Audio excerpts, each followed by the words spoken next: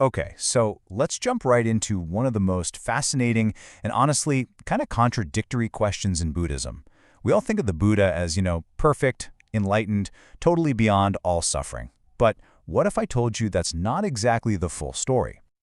Yeah, that's the big mystery we're cracking open today.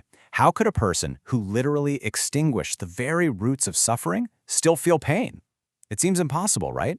The answer, it turns out, is found in this incredible text where the Buddha himself explains his own karmic debts. It's like a detective story that stretches across lifetimes.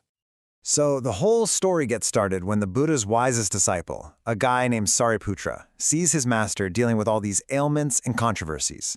And he finally works up the courage to ask the question that was probably on everyone's mind. Why? How is this even possible? And we're not talking about small stuff here. I mean, the list of his sufferings was pretty serious. According to the Sutras, the Buddha was publicly slandered, accused of awful things, and he suffered from very real physical pain, from splitting headaches to this debilitating back injury. But here's the thing. He explained that every single one of these afflictions wasn't random. Nope. Each one was a bill finally coming due. So to answer Śāriputra, the Buddha opens up his first case file, if you will. And it connects this huge public scandal he was facing in the present to a really dark secret from his very, very distant past. So in the present day, the problem was this. A woman named Sundari started telling everybody that the Buddha was her secret lover. Then, a little while later, she's found murdered. And of course, his enemies immediately try to pin the whole thing on him. It was a massive scandal. But its real roots, as the Buddha explained, were ancient. He drops this bombshell. In a past life, he was a gambler named Jinyan. And the woman slandering him now, Sundari, she was once a beautiful courtesan named Lu Sheng. This direct line connecting their past and present selves is the absolute key to understanding the crime that was about to be revealed. You see, as this gambler Jingyan, he was just consumed by greed. He murdered the courtesan, took her jewels, and then, in this really cowardly move, he framed an innocent holy man for the crime.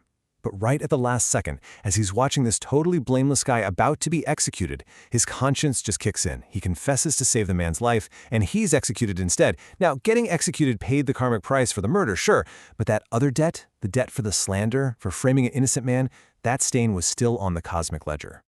And this is just wow. The Buddha tells his disciples straight up, I was that gambler. She was that courtesan. The slander I'm facing today is the echo, the final repayment for the false accusation I made against an innocent man all those lifetimes ago. And the pattern just keeps going in the next case file. Only this time, the karmic debt wasn't paid with a damaged reputation. This one was paid through a very personal, very physical kind of suffering. The Buddha's chronic and really severe back pain. His followers would see him in pain all the time. It was this constant thing he had to deal with.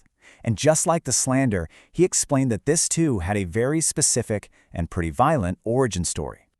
So in another past life, he was a super powerful wrestler from the warrior caste, and his opponent, a Brahmin wrestler, would one day be reborn as Devadatta, who was, get this, the Buddha's own cousin, the one who would try to kill him several times. It turns out the connection between these two went way, way back. The story is all about betrayal. 3 separate times, the Brahmin wrestler promised to pay him to throw a match, and every single time he backed out of the deal. Finally, just filled with absolute rage, the Kshatriya wrestler decides he's had enough. In their last match, he doesn't just win. He brutally kills his opponent, breaking his back in a fit of pure anger. And there it is again, the direct confession. That one act of violent rage, that shattering of another man's spine, that was a debt that just sat there, waiting for centuries to be paid. And it finally showed up as the chronic pain in his own back, an invoice that not even enlightenment could just make disappear.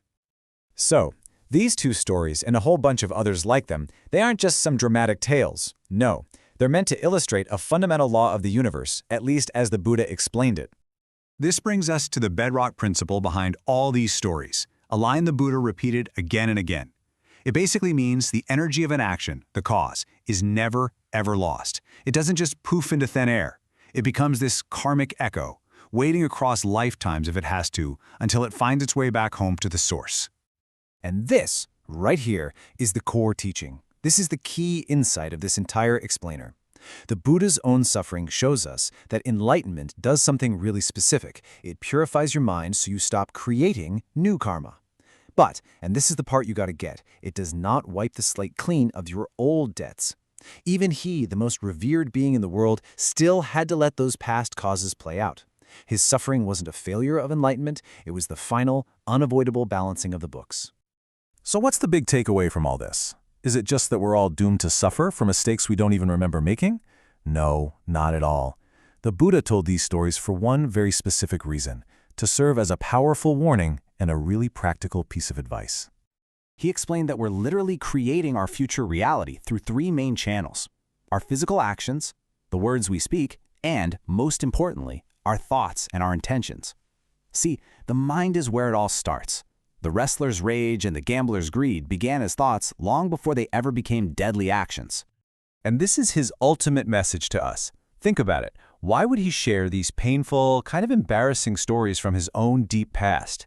He did it to show us, in the most dramatic way possible, that the law of cause and effect is real, and you can't escape it.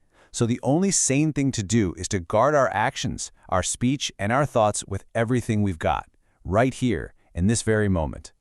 So it all leaves us with this really powerful question to think about. The Buddha's suffering wasn't a sign of imperfection at all. It was the ultimate demonstration of integrity. It was proof that this universal law applies to every single one of us, no exceptions. It shows us that every choice we make matters. The question isn't if the bill will come, but what are we putting on the tab right now?